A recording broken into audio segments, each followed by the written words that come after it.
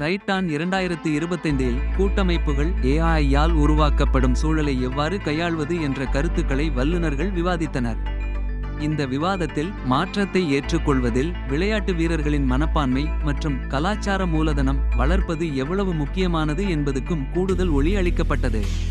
மேலும் ஏஐயின் ஆற்றல்களை கையாளும் திறன்கள் மற்றும் மனித திறன்களை விருத்தி செய்வதில் புதிய வாய்ப்புகளை உருவாக்கும் வழிமுறைகள் பற்றியும் கருத்துக்கள் பகிர்ந்து கொள்ளப்பட்டன. எக்ஸ்பினிட்டி வென்ச்சர் பார்ட்னர்ஸின் பங்குதாரரான சைலேஷ் ராவ் போன்றோர் ஏஐ உடனான போட்டியை தாண்டி மனித திறன்களை மேம்படுத்தும் முக்கியத்துவத்தை வலியுறுத்தினர்.